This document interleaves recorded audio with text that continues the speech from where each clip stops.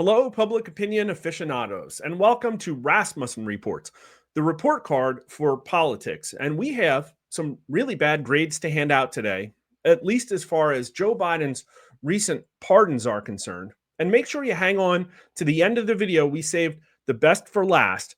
We tested the mainstream media lie that Trump's second term is going to be about retribution on his enemies. It really was one of the biggest parts of the mainstream media gaslighting, the biggest psyop ever pulled off. And in our opinion, it's one of the main reasons that Trump got shot. So we're going to go down that rabbit hole a little bit today as well. But first, I want to talk about something really new and kind of different.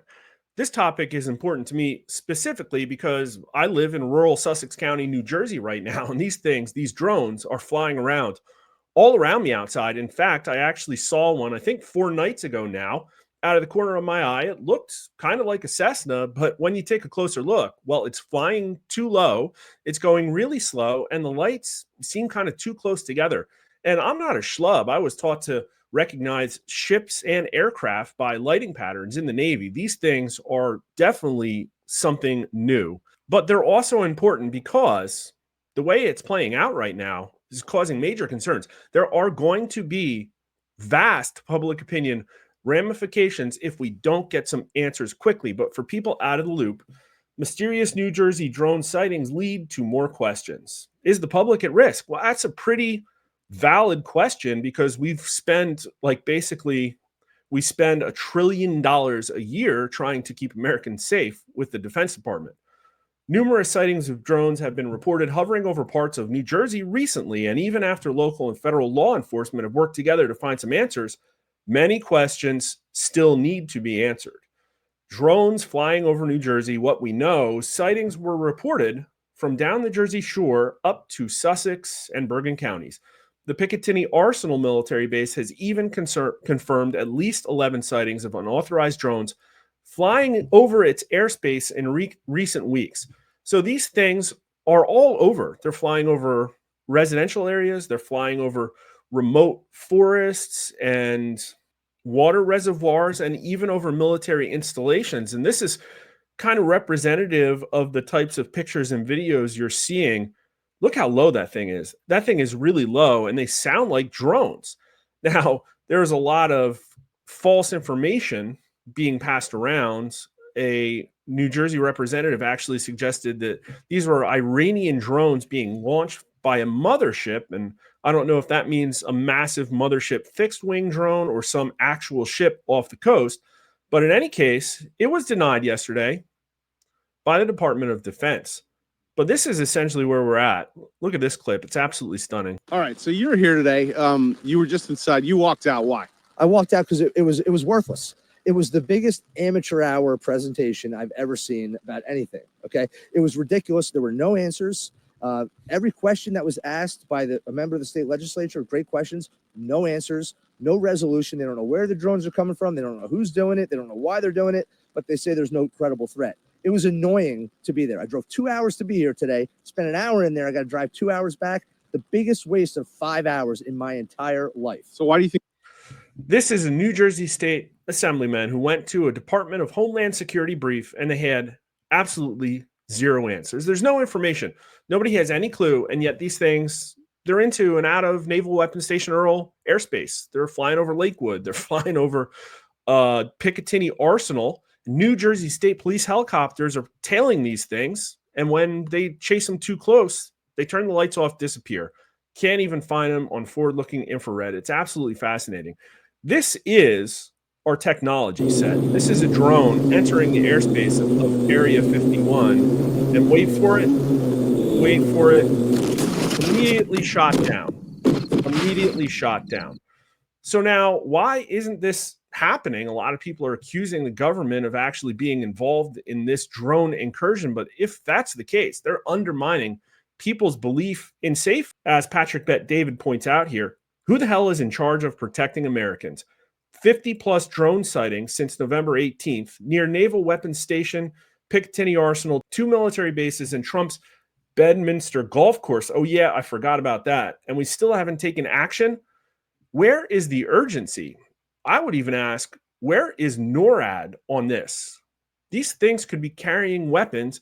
They could be carrying pathogens. They could be carrying nuclear waste material. Our airspace has been violated. And if it really is the government, you have to have a better answer than we have no idea what it is. Now, here's the takeaway. I don't have any polling on this yet, but this is turning out to be an absolutely massive story.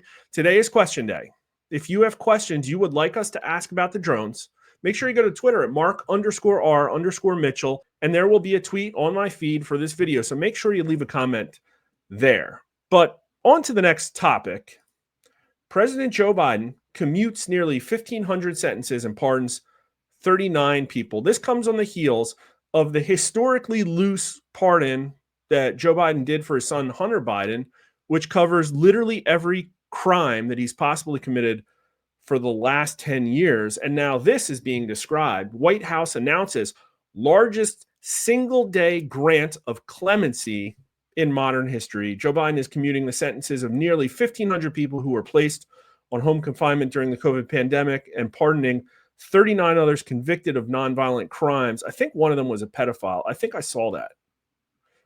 Yeah, I don't know. I don't think we can trust USA Today, but we're talking about this because of our polling. And this was conducted just about a week ago, right after the pardon of Hunter Biden.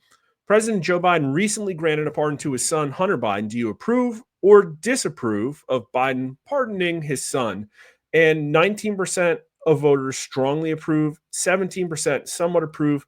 That is 36%, nowhere near the amount of votes that Kamala Harris got in the election, 48%, although probably pretty close to the percentage of votes that Joe Biden would have gotten if he was still the candidate. Let's be honest. 43% of voters strongly disapprove, another 15% somewhat, for a combined total of 58%. Americans are positive and optimistic people, and approve always has a few point benefit at least. And so I'm going to go ahead and call 58% disapproval, 43% strong disapproval as an overwhelming repudiation of the Hunter Biden pardons. Nobody likes it, although women dislike it a little bit less than men, and 18 to 39-year-olds as well. But let's look at the party signal. Only 38% of Democrats strongly approve of the pardon. That is really low. Another 22% somewhat. 58, what is that? 60% of Democrats approve. That's tepid. And I will say that there was a 2 to 3 night drop in Joe Biden approval among Democrats. It got from the upper 70s down to 72%, although it's rising back up. 17% of Republicans actually approve, 66% strongly disapprove, only 21% of Democrats strongly disapprove. But here's the thing, over and over again, the Democrats just did things that pissed off independents the entire 4-year presidency. 11% of independents strongly approve, 20% somewhat, for less than 1 in 3 independents approving of the Hunter Biden pardons, except 60% of them disapprove, 43% strongly. Is it worth going out to Biden approval? Yeah, it's the people that just absolutely trust Joe Biden. Joe Biden's strong approvers, 73% strongly approve of the pardon, another 20% somewhat. 93%, they just love this guy. They trust him. They love the fact that he's been in government for 50 years. Nobody else strongly approves of this situation. Absolutely stunning. Well, this is kind of wild, too. The people who hate Joe Biden, 73% strongly disapprove of the Hunter Biden pardon, but only 30% of Joe Biden somewhat disapprovers here, although 68% of them still disapprove. But President Biden has previously said he would not pardon his son, Hunter Biden. How surprised are you that Biden broke his word? And 11% are very surprised. That's a really low number. 17% somewhat surprised. 28%.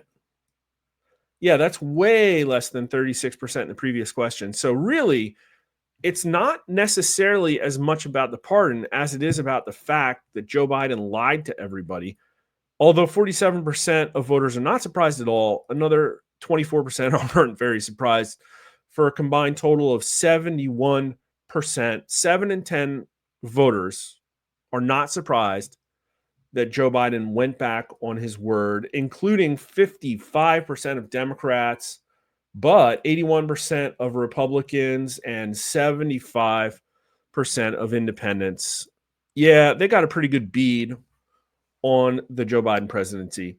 Has the pardon of Hunter Biden tarnished Joe Biden's legacy as a president? And this is an important point. I think Joe Biden did a lot to tarnish his own legacy as a president with the massive spike in inflation, political weaponization of our federal government, and the invasion in the border. The voters tell us is an invasion, and that likely Joe Biden was enabling. There probably is going to be an internal Democrat civil war as the people with intelligence understand that it can't maintain the status quo. It has to change. And yet it can't face the accountability that change would bring. The longer they kick the can, the uglier it's going to get. And you can already see people out there looking at the Democrat Party and thinking of a future where there is new leadership. People like in our last video, we talked about Amy Klobuchar came out and said that this was a ridiculous pardon and that it would undermine trust in the Democrats. And this is, to be honest with you, a very safe and easy thing to criticize another Democrat on. But that's what they're out there doing. They're not going to talk about the border. They're going to, shift the blame to Biden, whereas Kamala Harris has been getting most of the blame in the media. But 53% of voters say yes to this question. Joe Biden's legacy has been tarnished. And this is more than the 50% of voters who voted for Trump. And only 35% say no, although we do have a 12% not sure number. A really strong gender signal, a pretty modest age signal as well, although almost half 18 to 39-year-olds still say yes. And 41% of Black voters, that's the lowest among racial demographics. But here we are at party, and 36% of Democrats say yes, but only 52% say no. This is not good. They have a really high approval rating for him, yet at the same time, they will tell you that this was not a good move for him.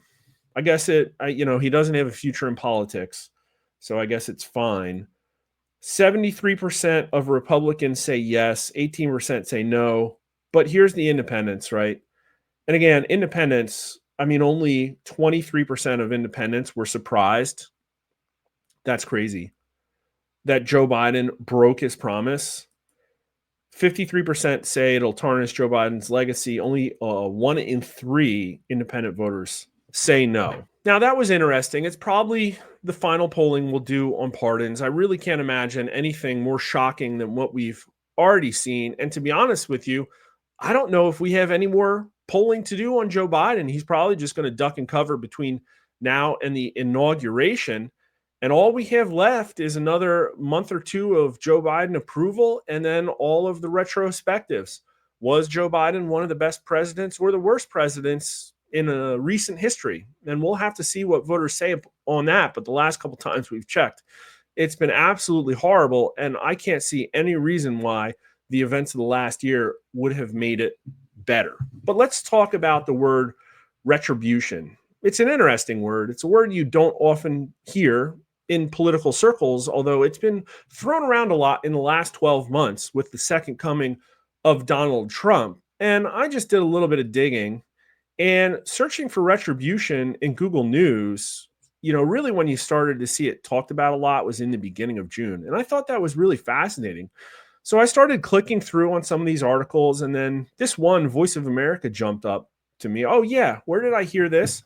Congratulations, Carrie Lake, for being nominated to actually lead. I didn't really even know this was a publicly funded, outward-facing news organization that tells the world about the successes of America. Trump's vows of revenge against his opponents gain volume. This is from June 10th. Former President Donald Trump has been increasingly clear about his intention to use the power of the presidency to seek revenge on those he considers his political enemies if his bid to retake the White House is successful in the November elections. Trump's promises of retaliation are not new. Since entering the political arena in 2015, He has used the politics of grievance to motivate many of his supporters. So Trump motivated them about the prices, about the border, about their jobs being given away, about the violent crime that they witness in every city because of George Soros-backed district attorneys. Kerry Lake's got her work cut out. They need to clean this place up. So it was Trump weaponizing these grievances that brought Trump to power. That's what happened. While addressing a crowd last year at the annual Conservative Political Action Conference, Trump declared, "I am your warrior, I am your justice, and for those who have been wronged and betrayed, I am your retribution." That's a powerful statement. However, in the days after he was found guilty of 34 felony counts in a New York State court last month, a case in which he has not yet been sentenced, Trump's promises of revenge have not been made on behalf of his supporters, but as a reaction to his own personal legal difficulties. That almost sounds like opinion. Get to work, Kerry Lake. Now, I kept digging. I tried to go back further. I found one from, this is, I think, June 2nd. Revenge analysis of Trump posts shows relentless focus on punishing enemies. Interesting. Citizens for Responsibility and Ethics in Washington documents former president's threats against perceived political opponents. So here's the word revenge. Do we have retribution in here? Yeah, we have retribution in this article as well. June 2nd, a major study of Donald Trump's social media posts has revealed the scale of the former U.S. president's ambitions to target Joe Biden, judges, and other perceived political enemies if he returns to power. No matter how much you hate the mainstream media, you don't hate them enough. So what you have here is Donald Trump targeting Joe Biden and judges and perceived political enemies. Citizens for Responsibility and Ethics in Washington, CREW, a watchdog organization, analyzed more than 13,000 messages published by Trump on his Truth Social platform and found him vowing revenge, retaliation, and retribution against his foes. The presumptive Republican nominee has threatened to use the federal government to go after Biden during a second Trump administration 25 times since the start of 2023. Let's not forget that almost 65% of Americans think that it's likely that Joe Biden knowingly profited from our foreign adversaries. And half of Americans think it's at least somewhat likely that in his time in office, Joe Biden committed high crimes and misdemeanors, and a majority of Americans supported Joe Biden impeachment as far back as, I believe, the beginning of 2023. He has also threatened or suggested that the FBI and Justice Department should take action against senators, judges, and members of Biden's family and even non-governmental organizations. It's like the basic assumption here is that if you're a government official, if you're a judge, if you're an elected representative, you can do no wrong. The word accountability is allergic to them. Let me see if accountability is in this article. No, the word accountability isn't mentioned once. Because obviously, those are two ends of the spectrum here. That's what's happening. You could call it retribution or you could call it accountability. And this article does not mention that. But I was interested in this outfit, CREW. And this goes back even farther. May 22nd, Trump has threatened dozens of times to use the government to target political enemies. So this started at the end of May. They did this huge analysis, this CREW organization. Who are these CREW people? I went down the rabbit hole. I looked on Wikipedia. I found that the leadership actually includes one Norm Eisen, and you might remember that name, but one quick search of Mike Benn's Twitter account shows that, yeah, he is not a white hat. CREW is Norm Eisen's outfit, the color revolution hatchet man extraordinaire. I love his way with words. Is back with more CIA-style election crisis induction. I wonder if Mike Benz had anything to say about these retribution comments. Yeah, Mike Benz has been all over this guy. Really incredible. So here's the problem, right? Here's what happened, in my opinion. And, correlation is not causation. But here is Google Trends. And let's just look for the search volume for the term Trump revenge. And it spiked right at the beginning of June. So here's where Crew published their results. Here's their article. Here's when everybody else, look at this, everybody else in the media was talking about retribution. Like June and July was full, everyone, Politico, Wall Street Journal, even Fox News. Fox News Digital Focus Group reacts to Trump saying his retribution will be success. So they're trying to do damage control at the end of June, but man, fear-mongering about Steve Bannon. Trump wants retribution, Washington Post. This spike, the beginning of June. Let's look for retribution. Here's the search volume for the term retribution. Retribution started gaining traction after revenge, mid-June, and it got so high that this isn't Trump retribution. This is literally just the search term retribution. It was in the news so much that people searched for it more than twice as much by the beginning of July. But what happened the very next week? Trump was shot in the head. Now, again, correlation is not causation, but this is a very, very important correlation. I do think the mainstream media bears some culpability for the level of animosity, divisiveness, and we've explored this about the MSNBC viewers, about CNN viewers. This country will not return to normalcy until the oligarchy's hold on mainstream corporate media is broken. Maybe some of them will retain their relevancy. Here's Time declaring Trump Person of the Year, and we all saw the 2016 picture. Was not flattering to Trump, and it actually, the M made it look like he had devil horns. I don't see anything in here. They talked about divided America and tried to diminish his win last time. Maybe this is an olive branch. I haven't read through the transcripts of the interview yet. Maybe there will be a reversion to the mean, or maybe the mainstream media has already killed itself to open up opportunities for independent news media journalists like Rasmussen reports to fill the vacuum. And just so you know, we don't just analyze the news here. We don't just talk about public opinion. We break public opinion news, and American likely voters are split on whether Trump is seeking retribution or is trying to bring accountability to Washington. During his campaign, Trump frequently said that various officials, including Nancy Pelosi and Joe Biden, should be prosecuted and punished for wrongdoing. Which is closer to your thinking, that Trump is seeking retribution on his political enemies, or Trump is bringing accountability to Washington? 48% say retribution, a plurality, but 44% say he's bringing accountability. Now, Trump has been getting a 53% favorability rating. That's high. He's getting a bounce.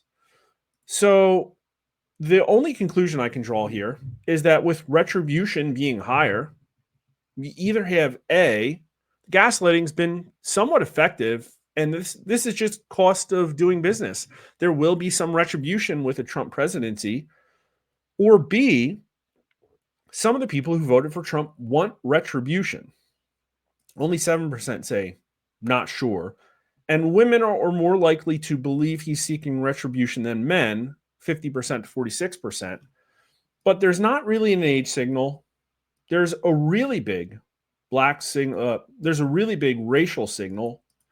59% of black voters say it's retribution on his enemies. Only 26% of them say bringing accountability to Washington. But here are the party numbers. 72% of Democrats say retribution, but 20% say accountability. 24% of Republicans say retribution. 74%, 3/4 of Republicans, say it's accountability, though. So Republicans get what's going on. And this is just one more situation where they're talking about retribution again. The searches are spiking even higher. It's more in the media now because the threat is real, the threat of accountability. And for every single one of these outlets, that refuses to use the word accountability and instead talks about revenge and retribution. You are not reaching out to Republicans. You're speaking a different language. You're going to stay out of touch. And as we covered in our last video, everybody says that the reason the Democrats lost this time wasn't Kamala Harris. It's not because they say she's a bad candidate. It's because they say the Democrat Party is out of touch. Even Democrats say that. 40%, only 8% of Democrats say they lost because Kamala Harris is a bad candidate. Independents say retribution, 48% to 40%. After he left office, Trump faced several criminal prosecutions. Do you agree or disagree with this statement? These prosecutions were always political. Now it's time to ensure what happened to President Trump never happens in this country again.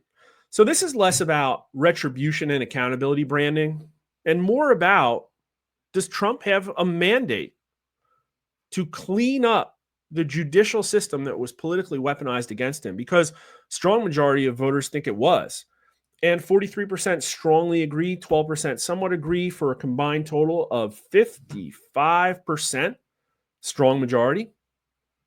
6% not sure. Only 30%, however, strongly disagree with that statement. Think back to that article that actually tried to paint Trump as the one politically weaponizing the judicial system against his political enemies. Talk about out of touch. Only 3 in 10 Americans are being spoken to by that article. Everybody else has their eyes open and knows that this was a political witch hunt. We actually tested that word. Strong majority of Americans agreed with it. And again, to party, 35% of Democrats agree with that. 35% of Democrats. Listen, the number's been getting higher and higher. And what we have now, 35 to 40% of Democrats are not happy fundamentally with the direction that their party is taking. Those numbers are only going to go up, I think, as they see Trump come in and they're objective about the positive changes he's making. Look at the Fettermans of the world. There will be more and more olive branches. Fetterman is one of the most trashed people being like thrown under the bus on blue sky right now. That's what they're doing. They're becoming more ideologically pure in their echo chambers and driving out any chance of change. At some point, something's going to break. Only 48% of Democrats strongly disagree with that statement, that these prosecutions were always political. Now it's time to ensure what happened to President Trump never happens again in this country. Only half of Democrats strongly disagree. 69% of Republicans strongly agree. 13%, at least somewhat combined total, 82%. Go ahead, rhinos, get in the way of Trump's efforts to clean up the justice system. 50% of independents also agree. Only 42% disagree. So there you have it. Public opinion, again, showing that in one more way, Trump essentially has a mandate to go to D.C. and clean house. And one more way, one more measure that shows that the mainstream media, the corporate establishment oligarchy, is totally out of touch with voters. And what's going to happen in a month, in 2 months, when voters finally, for the first time in a long while, get what they've been voting for? Not fake promises of 4,000-page bills packed with pork.